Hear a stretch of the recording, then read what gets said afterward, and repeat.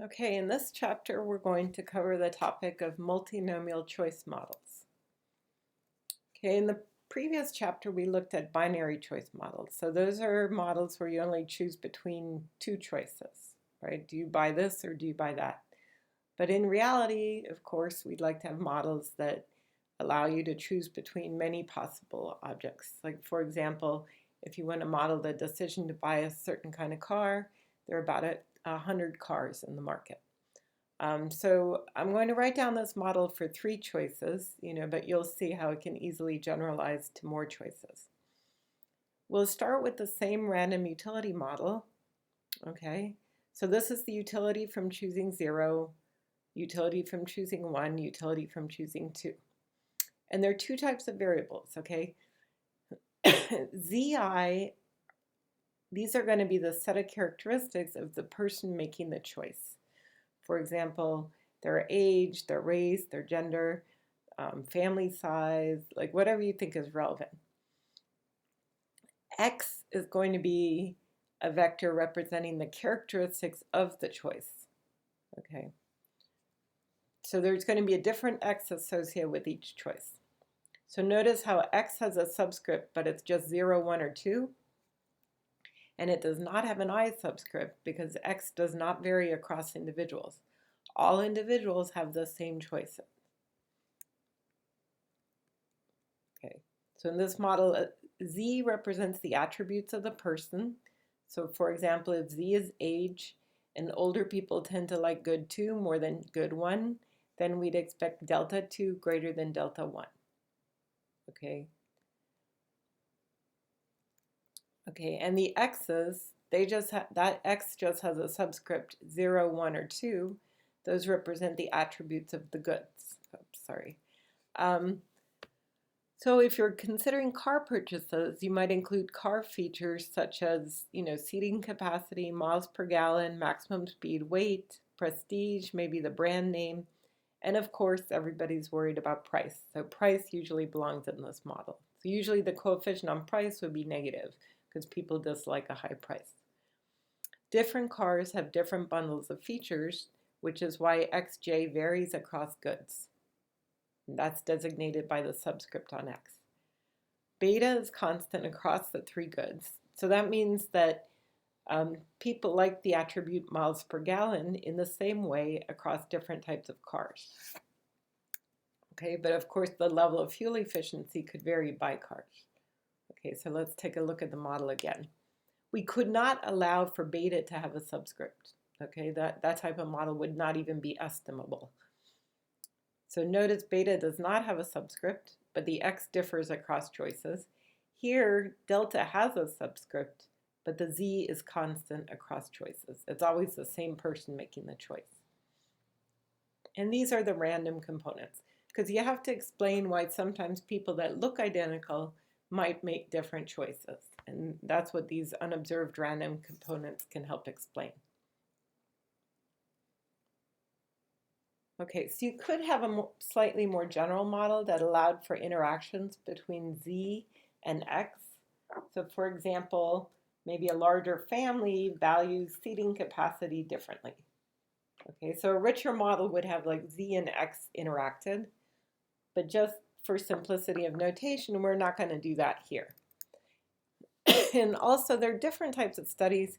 Sometimes there's studies that only have X variable and they don't have any individual data. Like for example, they might only have market share data, that this good gets, X% of the market. But then other studies might only have ZI and they might not have XI. Okay, like I work a lot in labor economics, and suppose the decision would be to work part-time, full-time, or not at all. Those were your three choices. Z would be the characteristics of the person. So there are no goods really. This can be applied to choosing among goods, but it can be applied to choosing among, employment states, like any type of discrete choice.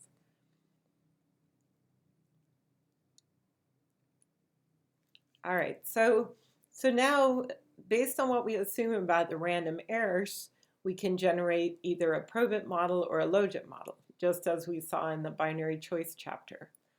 So if we assume that the errors would be joint normally distributed, Then we get the multinomial probit model, okay?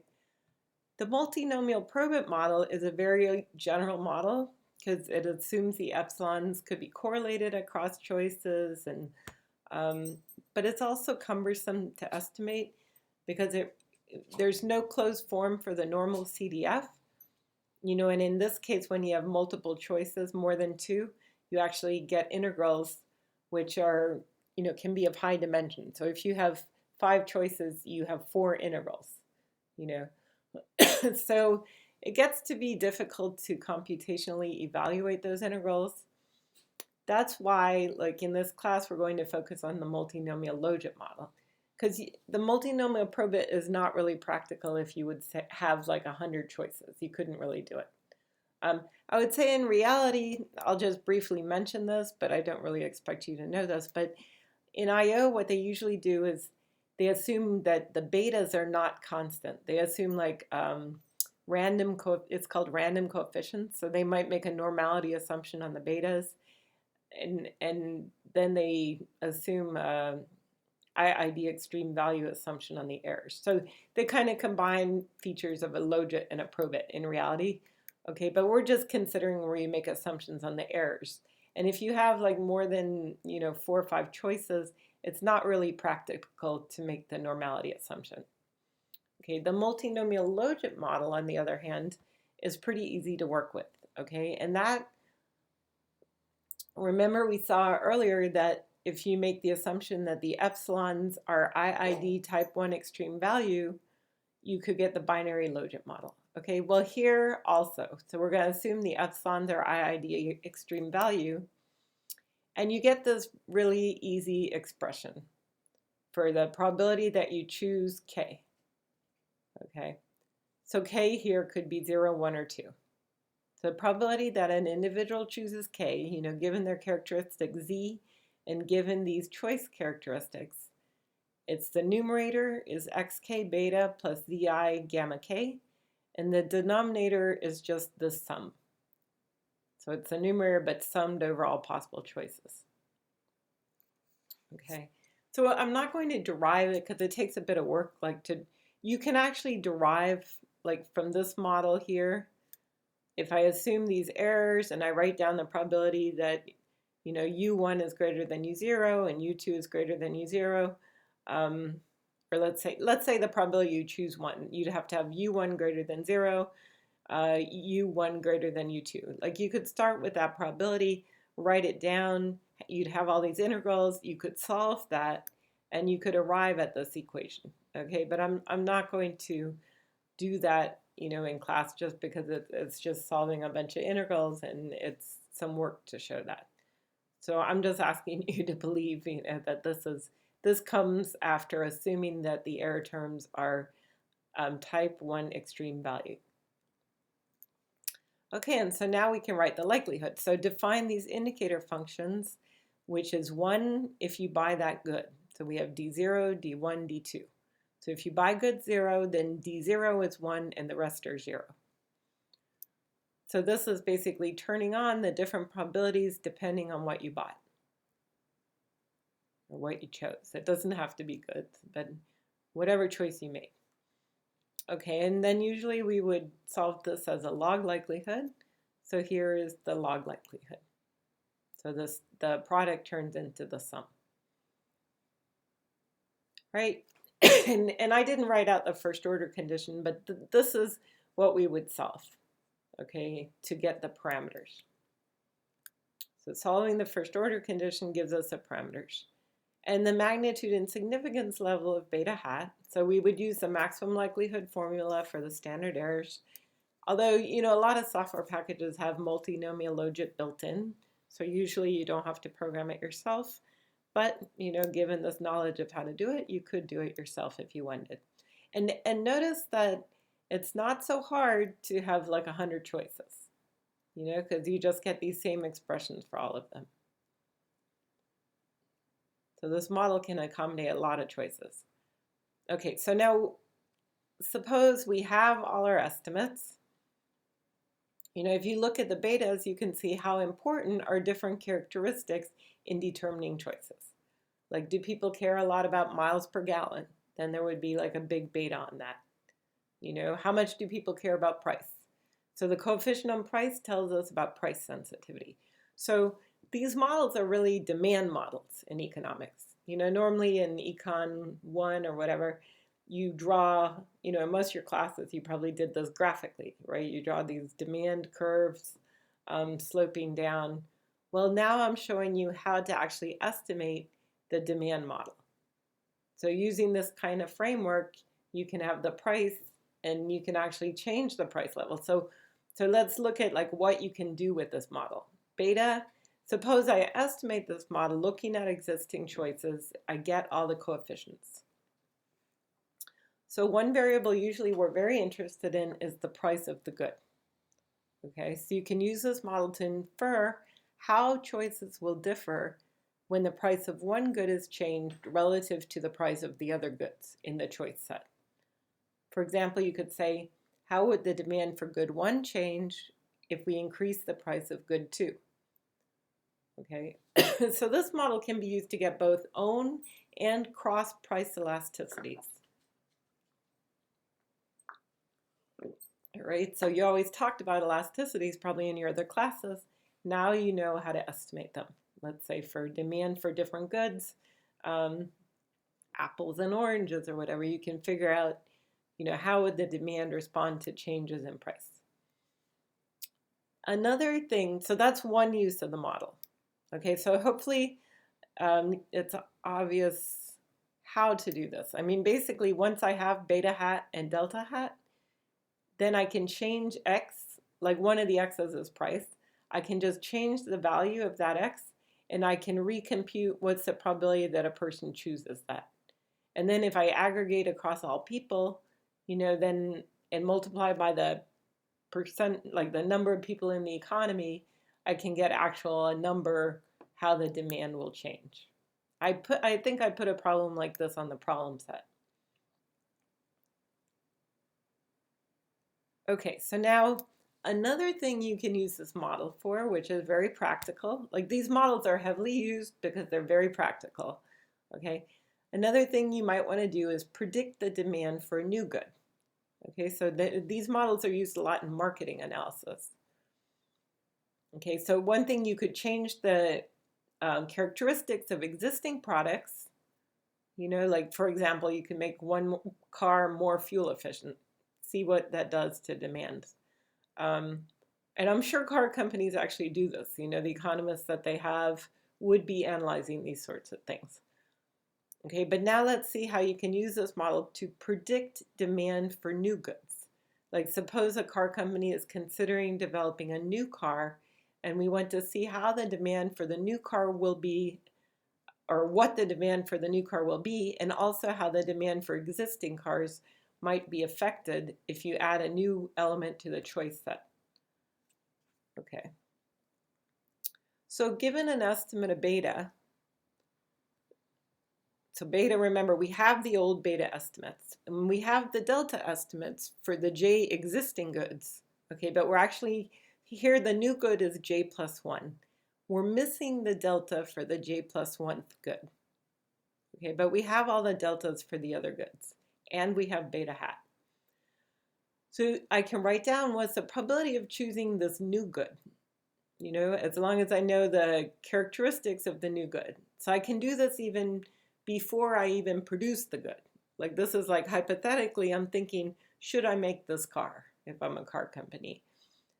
Okay. And notice that this changes the numerator is going to be this, but it changes the denominator, right? Because now we're adding an existing good. So the sum goes to j plus 1 instead of j. Like before j was 3, now j plus 1 is going to be 4. Okay, the probability of choosing the old goods will go down because the probability will depend on this denominator, and the denominator is now going to be bigger because we added a term, and the term is positive, right? Because it's e to this, and e is positive. So we basically made the denominator bigger. So that means that demand for all the existing products will go down. How much is, we'd have to figure that out. But we can figure it out, right, using our model. So there's going to be substitution away from the old goods.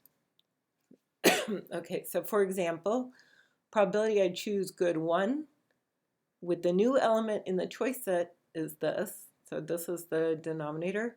And probability I choose 1 with the old elements is this. So this tells you the change in the probability that this person will purchase this good. Okay, and then you'd have to do some sort of aggregation across all people, you know, or say an average across all people, and you multiply by the population, like to get the exact change in the, you know, fraction of goods that would be purchased. Okay, so notice that the only thing that we were really missing to do this forecast, we're missing, let's see, this number. We don't know what is delta j plus 1. And that's because we have no experience with purchases on delta j plus 1. Okay? So what's normally done is if you're considering, let's say, producing a new good, you would see if it's similar to some good in the existing choice set. And you could say, well, delta j plus 1 is similar to delta k in some way. Because you have to really set this parameter at something. Like you could make it 0, but probably a better thing is to say it equals some other delta k. Okay, so that's usually what's done. Take some existing choice and just set it equal to that. Okay, but this is then how you can forecast demand for new good. Okay, so lastly, we're going to finish this chapter by criticizing this model a little bit, okay?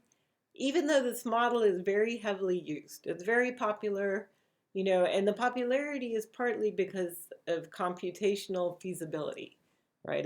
It's very easy to compute these probabilities. You can accommodate even 1,000 choices if you had to. So it's easy to work with. That's why it's popular. But there are some drawbacks. So I just want to mention one of the drawbacks, okay? There was a criticism of this model originally made by Gerard de Breu. Okay, he's actually an economist who won the Nobel Prize. I mean, he made this criticism a long time ago. I think it was like in the early 80s. But he noticed that within this model, the probability that you choose good 1 relative to good 2, that probability, you know, does not depend on what other elements are in the choice set. And that's because whenever you do the ratio of probabilities, the denominator is the same and it'll drop out, right? So see how the probability you choose 1 versus 2, the other choices don't enter at all, right? You don't see the x's from the other choices. So the other choices are in some sense irrelevant for the ratio of the probabilities. Okay, now this can get us into a little bit of trouble in some cases. So, and this problem is sometimes called the red bus, blue bus problem, okay? Like suppose that your choices where you take a car or you take a red bus, and then you add a blue bus into your choice set. So now you have 3 choices, a car, a red bus, or a blue bus. Okay, this probability, the ratio of the probability of taking a car versus a red bus will not change. Okay, so you're modeling transportation choices, take a car or a blue bus, then you add a red bus to the choice set. You would think that some of the people in the blue bus might switch to the red bus, you know, but the IIA assumption implies that the ratio does not change when you add the red bus as an additional option. Okay, which is kind of counterintuitive because, you know, you would like to allow for better substitution patterns because most people don't care about the color of the bus. So you would think that the previous bus takers, when you add another bus option, some of them should switch. Okay, so why do we get this, this assumption? Well, recall that we assumed in the original model, so let's go back to the original model, the logit model assumes these shocks are IID. And when you have two goods that are very close substitutes, like a red bus versus a blue bus, then the IID assumption is not very reasonable, because you would expect that the shocks, like let's say this is car, red bus, blue bus, you would expect that these shocks would be strongly positively correlated, for the red bus and the blue bus. Okay, so that's really the IID assumption is kind of problematic if goods are very close substitutes. Okay. I mean, you can capture substitution patterns within the multinomial logit framework as long as they're captured by the x's. If two goods are close substitutes, similar people will value them based on the x's. So as long as the substitution patterns are captured by x's, it's okay. But this model does assume the epsilons are independent. So that's kind of the thing that leads to the what's called the red bus, blue bus problem. Oh, that's my husband making coffee in the background. But it's also called the independence of irrelevant alternatives. Okay. All right, so it's a virtue that this model is easy to estimate, even with many goods, but the IID assumption is unreasonable in applications where some goods are close substitutes for each other. And that's what the red bus, blue bus problem is trying to capture, that they're, these things are close substitutes. Okay, the multinomial logit probit model does not suffer from the red bus, blue bus problem. And that's because we would normally allow the epsilons to be correlated if we implemented that model. But that model has a different problem. It's basically that you have to evaluate all these integrals. There's no closed form, and it's computationally impractical. So with more than 5 goods, people don't really like to apply the multinomial probit model. I use it sometimes with up to 5 shocks, but usually not more than that. And even if you did that, you'd probably impose some zeros on the covariance structure. Okay, so that's why the multinomial logit model is much more popular than the multinomial probit model. But as I mentioned in the beginning, in reality, some of the models that they estimate in modern I/O, like I/O is industrial organization, so some people are I/O specialists, and in marketing department, you have a lot of people that do I/O. They usually allow the betas to also be random. So we're not going to cover those types of models, but they're called random coefficients models. So they might allow the betas to be normally distributed and these residuals to be independent type 1 extreme value. So you're kind of bringing in features of the normal and the logit. Okay, but we've kind of covered the two basic models, and the multinomial logit model is still heavily used just by itself in empirical work. Okay, so that concludes, let's see, which chapter was this? Chapter 14.